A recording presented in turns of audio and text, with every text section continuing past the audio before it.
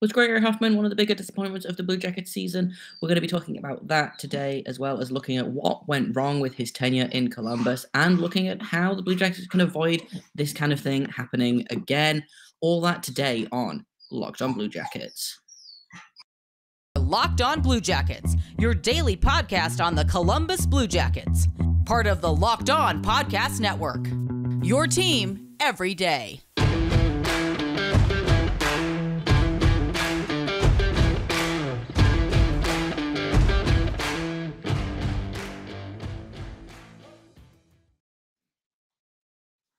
Hello and welcome to Locked on Blue Jackets, you're part of the Locked on Podcast Network, your team every day.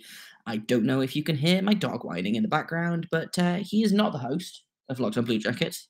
I am the host of Locked on Blue Jackets. I'm Jay Foster, here to bring you all of the bad, the good, the in-between, and the surprise of the season, the Columbus Blue Jackets. Sometimes surprising in bad ways, sometimes surprising in good ways, but I think you can all agree that the Blue Jackets are generally a pretty surprising team. But today we're going to be talking about someone who started the season as a Blue Jacket but did not finish the season as a Blue Jacket. We're going to be talking about Gregory Hofmann, who was one of the, I believe he was traded to the Blue Jackets for a 7th round pick from Carolina. He hadn't played in the NHL before this. He'd spent his whole career in Switzerland.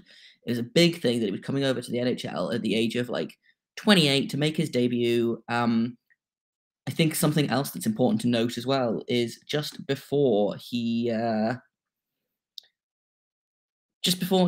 joined the Blue Jackets, he tied for the lead in scoring at the World Championships that year with GB's own Liam Kirk, but he was coming off of a very, very good international tournament. I believe he scored 7 goals in 8 games.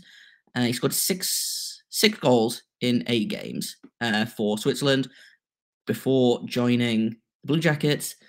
Before that, he'd spent, like I said, basically his entire career in Switzerland, right up down to the under 17s back in 2006, 2007.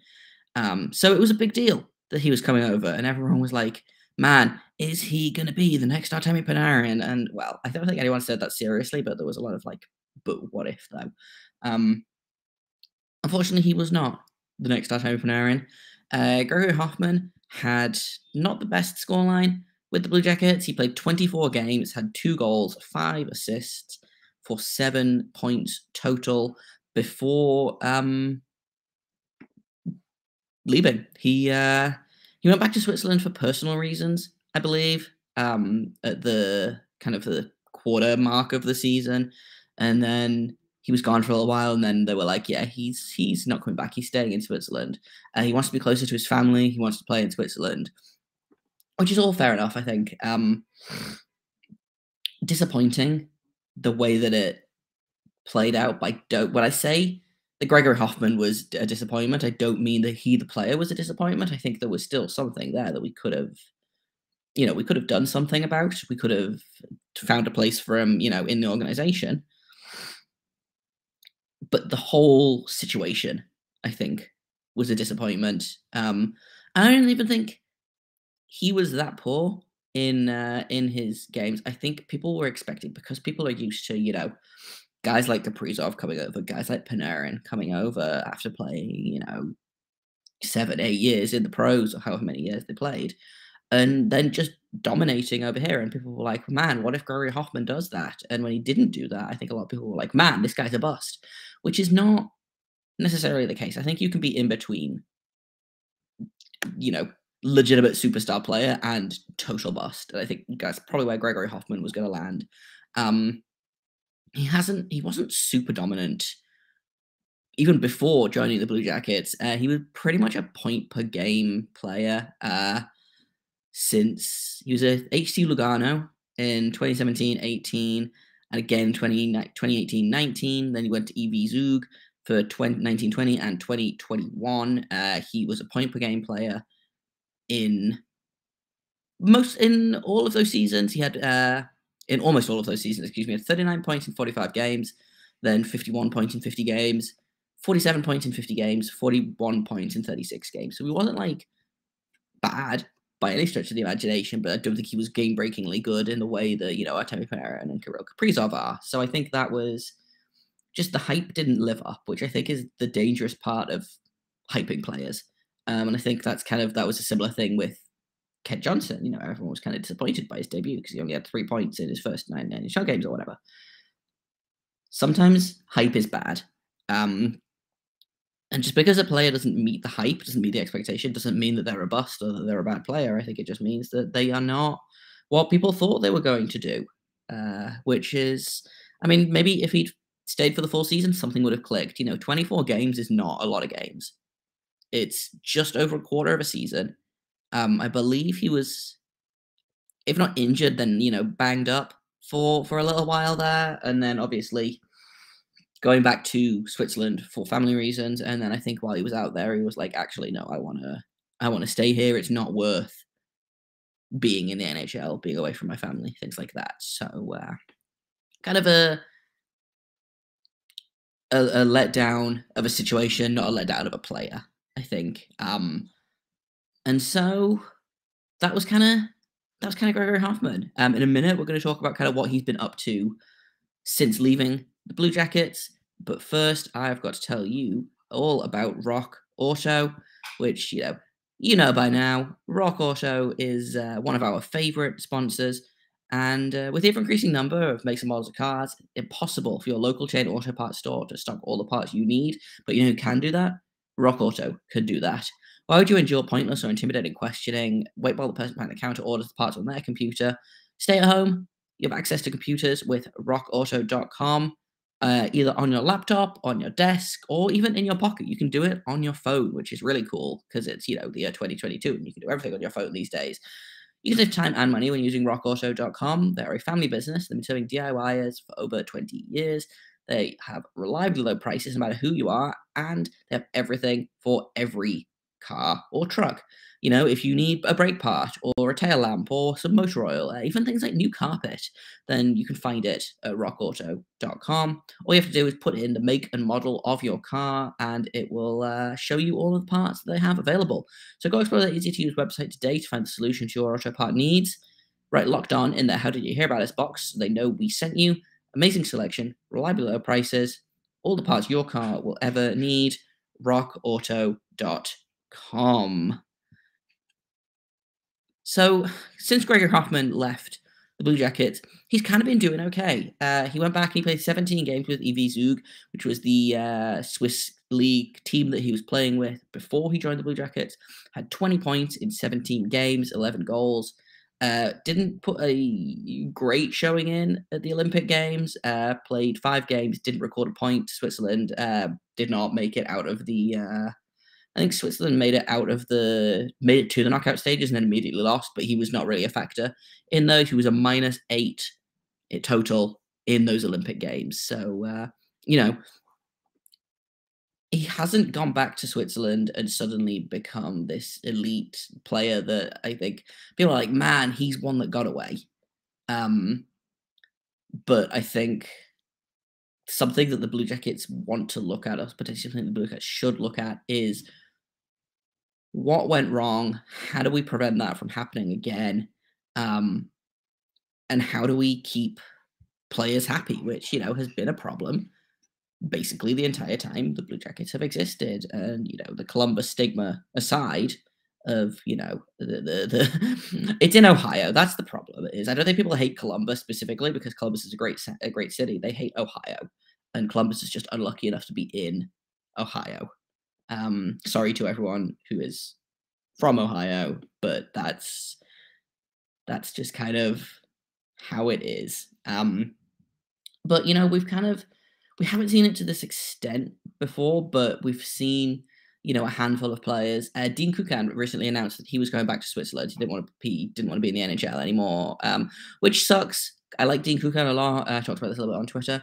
He was probably going to be the 8th or 9th defenseman in the depth chart this season, so it makes sense that he wants to go home and play at home instead of probably go down to the AHL or do the Scott Harrington sit on the bench for the entire season and not play, which, you can't judge him for that.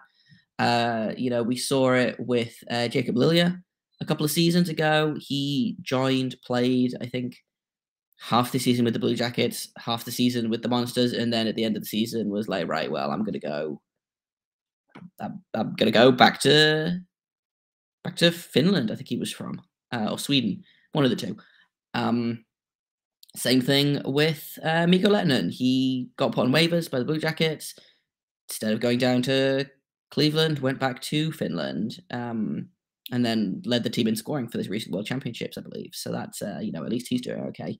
And I feel like this happens to every team, but because I'm so tuned into the Blue Jackets, it feels like it happens a lot. But I don't think it's happened to kind of this extent of a guy coming over, making his NHL debut, playing not badly, but playing only okay, and then being like, actually, you know what, I changed my mind. And that's kind of his right to do so, frankly. Like, a lot of people were like, man, F this guy. We don't want him anyway. And people got really mad about it. But, like, he's a person. He can do what he wants. He can go where he wants.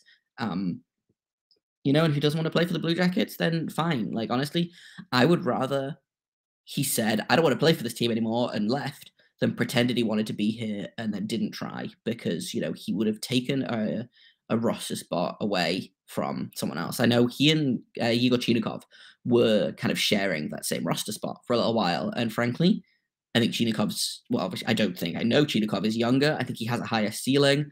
I would rather have Chinikov in the lineup than Gregory Hofmann. Like, that's just how it is. So I'm not mad. I'm not upset. I am kind of just disappointed that it didn't work out.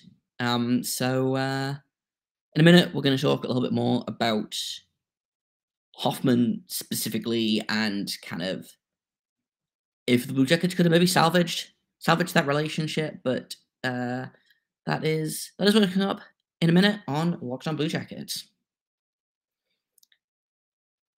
So I think people were kind of, like I said a little bit earlier, people were really hard on Hofmann for going home, but I don't blame him. I'm not going to rehash that whole thing. I do wonder if the Blue Jackets could have been like, well, okay, we'll loan you back to Switzerland, and then why don't you come back next season, and we'll see where you are. But sometimes, even as I'm saying things like this, I'm like, you know what, I don't think it would have worked, which is a shame. And I think, he came so highly touted, and he came off such a strong World Championships, that a lot of people, myself included, were like, man, this guy's going to be really cool. This guy's going to be good. Like, I don't think he's going to be the next Panarin, but if we can get, 20 goals out of this guy, then hey, everyone's a winner. And so frustrating to have him. I'm hesitant to say give up. I don't think he gave up. I think he decided that it wasn't for him. I can only assume that he thought about this for a fairly long time. I don't think this was a snap decision of, oh, I'm unhappy in America, I want to go home. I think this was him weighing up, is the NHL worth staying away from my extremely pregnant wife, and then new baby, staying away from the rest of my family. Obviously, travel was a lot harder at the start of the season because of COVID. This felt like, in hindsight, this feels like this was always the way it was going to go. I feel like if he had wanted to be in the NHL, he would have made the trip over sooner. And I wonder if the only reason he made the trip over was because the Blue Jackets pushed, which makes sense. But I wonder if the reason he didn't come over is just because Carolina was like, no, like, we drafted you. Did they draft him, or did they sign him as a free agent? Yeah, he was drafted in 2011. Fourth round by the Carolina Hurricanes. The Blue Jackets only gave up a 7th-round pick for him as well. I mentioned that at the top of the episode. So, like, it's not a loss, I don't think. I don't think the Blue Jackets operated at a loss to swap a 7th-round pick for a guy that could potentially have been a pretty solid middle six guy. But unfortunately, didn't work out that way. And I think it was probably always going to play out this way. because I don't think this was him being like, I want to play in the NHL. I think this was the Blue Jackets calling him up and being like, hey, we'd like you to come and play for us. And him being like, I guess. Because I think if he wanted to be in the NHL, he would have made that jump much sooner than the age of like 28. Especially it wasn't a Kaprizov situation. It wasn't a Panarin situation of, they went undrafted and then signed as random free agents, after killing it in the KHL for a couple of years. This was a guy that had access to an NHL team. An NHL team owned his rights, and unfortunately, it just didn't pan out. I don't ask people for a letter grade for Hofmann because it felt unfair to rate a guy that only played in the NHL for 24 games and didn't really have that much of a body of work. Like we talked about Kevin Stenlund, who only played 3 games for Blue Jackets, but he also played a bunch of time for Cleveland. And we're going to look at a couple of guys like that, but it's not the same, I think. So Gregory Hofmann gets an incomplete from me. If you guys think differently, if you have particularly strong feelings about giving him an F or whatever, then get in the comments. But that's kind of where I'm at of 24 career NHL games. Like, yeah, I don't know, that seems like an incomplete to me, frankly. 24 North American games, honestly. Like that's the thing. He didn't play in the NHL. He hasn't been in the ECHL or the SPHL. He didn't play juniors over here. He played a total of 24 games in North America, and that was it. So I am standing by my incomplete rating. And that's kind of all I've got for you today. Tomorrow, I'm going to be talking about Justin Danforth, who got some very strong reactions when I asked this question on Twitter about, what letter grade should he get. So I'm excited to look at those and record that episode. That's coming up tomorrow. Thank you for making this your first listen of the day, despite the fact that I am currently recording at 2:22 p.m. It's fine. I appreciate you for stopping on by, making this your first, your second, your third, your final listen, or your watch of the day. Locked On Blue Jackets is free and available on all podcast platforms. We're also on YouTube. If you're not watching on YouTube, then that's probably for the best because it is very warm here and I am very, very red. So maybe stick to the audio version for this one. But thank you for listening. Thank you for watching. I will be back tomorrow. I've been Jay Foster. You can find me on Twitter at _Jacob Foster, JAKOBFORSTER. You can find this podcast at LO_Blue Jackets. If you have comments, questions, criticisms, you can drop me an email at lockedonbluejackets@gmail.com. And until tomorrow, make sure you stay locked on.